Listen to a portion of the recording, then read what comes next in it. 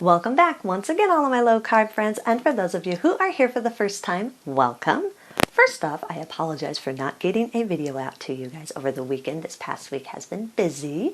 This past week was my birthday. I turned a big 40, and over the weekend was my son's birthday. So it's been busy, but we are back with some delicious keto recipes for you guys. Today we're going to learn how to make keto mug cake. Those of you who don't know what a mug cake is, it is a single serve cake made in a mug, obviously, and it only takes 90 seconds to cook. And today I'm not just going to show you how to make one keto mug cake, I am going to show you how to make 3 keto mug cakes.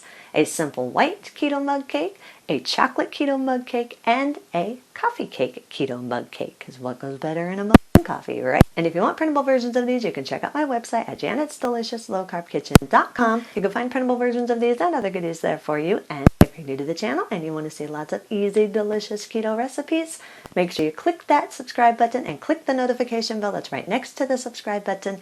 That way you can be notified every time I put out new videos every Wednesday and Saturday. And if you'd like to help support the channel, make sure you scroll down in the description of the video. You'll see some Amazon affiliate links. Anytime you purchase anything using those Amazon affiliate links, a small portion of your purchase will go to me and will help to support the channel. So, anytime you want to purchase anything on Amazon, make sure you remember me, use my affiliate link, and a small portion of your purchase will help to support the channel. And while you do all that, let's get cooking.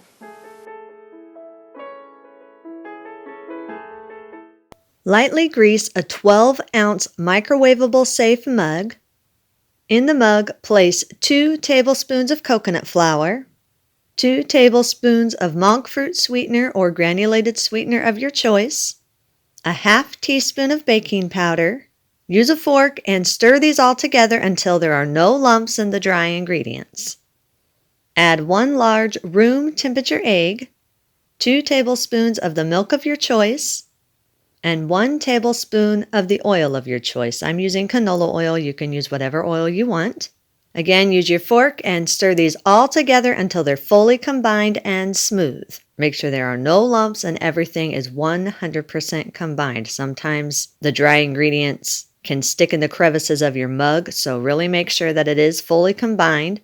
If you want to, you can add about a half teaspoon or so of vanilla extract or an extract of your choice if you want the cake to be a specific flavor. I personally just like the white cake, and then I can add whatever toppings on top once it's cooked to create any type of flavor I want. But if you're wanting the cake itself to have a little bit more flavor to it, you can add whatever extracts you want to it. Once it's fully combined, use a small spatula and scrape down the sides of your mug. You don't want any traces of the batter dripping down the inside of your mug because it will burn and then it will give your cake a weird taste. So make sure you scrape down the sides and use the spatula to smooth out the top if you need to. Then microwave it on high for about 1 minute and 30 seconds or until the cake is slightly firm on top and a tester comes out clean. Now the amount of time that it takes to cook your cake can vary depending on the wattage of your microwave. My microwave is 1100 watts, so 1 minute 30 seconds was perfect. If you have a lower wattage microwave, then you will need to add a few seconds to it. If you have a higher wattage, then check it at the 1 minute mark. What you're looking for is for the top to be firm. It should not have any type of wetness to it. And when you stick a toothpick or a tester in the center of it, it should come out clean. Once it's done cooking, remove it from the microwave. Allow it to cool for at least 5 minutes before you put any topping or anything on it. You want to make sure that it's really nice and set before you start to eat it. Once it has cooled for at least 5 minutes, you can eat it as it is, or if you want to, you can put whatever toppings you want on it. You can top it with some berries or some whipped cream. I like to put whipped cream and sprinkles on it. If you want a recipe to my keto whipped cream, I'll put a link in the description to that if you want to check that out. I'll also put a link in the description on how to make keto sprinkles if you want to check that out also. For a chocolate mug cake, again, lightly grease a 12-ounce microwavable safe mug. In the mug, combine 1.5 tablespoons of coconut flour, a half tablespoon of cocoa powder, 2 tablespoons of monk fruit sweetener or granulated sweetener of your choice, and a half teaspoon of baking powder. Use your fork and stir these all together until they're fully combined and there are no lumps in the dry ingredients. Add 1 large room temperature egg, 2 tablespoons of the milk of your choice, and 1 tablespoon of the oil of your choice. I'm using canola oil. Again, you can use any oil you want. Take your fork again and stir everything all together until it's fully combined and smooth. And once again, make sure you really check the crevices of your mug to make sure no dry ingredients are getting stuck inside the crevices of your mug. And also again with this one, if you want to have a different type of flavor mixed in with your chocolate, you can add anywhere from 1/4 teaspoon to 1/2 teaspoon of vanilla extract or any extract of your choice if you want it to have a little bit of a different flavor. Once the batter's combined and smooth, use a small spatula and scrape down the sides of your mug. Again, just like the white cake, you don't want to have any traces of the batter up along the sides of the mug because they will burn. Also, a heads up with any of these mug cakes, you definitely want to make sure that you have at least a 12-ounce mug. These rise while they're cooking and then they fall back down into a flat top. So if you don't have a big enough mug, you are going to have a big overflow and a huge mess inside your microwave. So make sure you have at least a 12-ounce mug. If you're not sure about what size mug you have, then I suggest putting your mug on a paper plate until you know for sure if that's the right size mug you have. That way you can avoid having a mess if you do have a spillover. But if you have at least a 12-ounce mug, you should be fine. Once you have the sides scraped down and the top of the cake batter is smooth, place it in the microwave for 1 minute and 30 seconds or until the top of the cake is slightly firm and a tester comes out clean.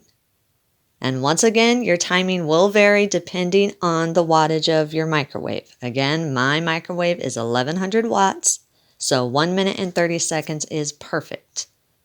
Once the cake is all cooked and the tester comes out clean, allow it to cool for at least 5 minutes so that the shape of the cake can set really well.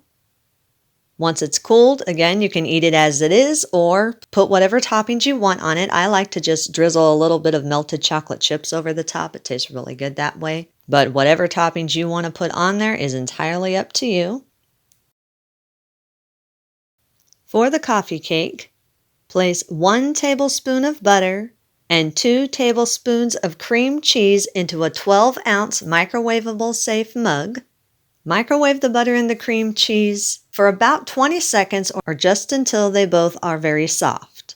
Once they both are soft, use your fork and stir the butter and the cream cheese together until it's combined. Add 2 tablespoons of coconut flour, a 1/4 teaspoon of ground cinnamon, a 1/4 teaspoon of instant coffee or instant powdered espresso, a 1/2 teaspoon of baking powder, 2 tablespoons of monk fruit sweetener or granulated sweetener of your choice, and 1 large room temperature egg. Use a fork and stir these all together until they're fully combined and smooth. Make sure that the batter is completely smooth and that you have all the dry ingredients very well blended. Use a small spatula and scrape down the sides of the mug. Make sure there's no traces of batter on the sides of the mug because they will burn. Then use your spatula and smooth out the top of the cake batter.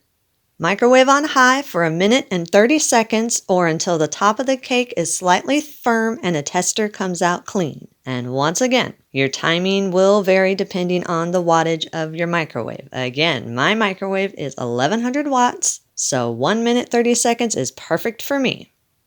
Once the cake is done and the tester comes out clean, allow it to cool for at least 5 minutes before putting any topping on it. Once it's cooled for at least 5 minutes, you can eat it as it is or put whatever topping you want on it. Some cream cheese frosting is really good on this or some whipped cream. I like to sprinkle it with a little bit of cinnamon and golden monk fruit mix. It's really good that way. Eat and enjoy. And those are our recipes of the day. I hope you enjoyed them. If you did and you want to see more videos like this, make sure you click that thumbs up like button, click that subscribe button, leave me a comment if you want to. Let me know if there's any recipes that you'd like to learn how to make and I'll do what I can to get those out there for you. And as always, keep cooking.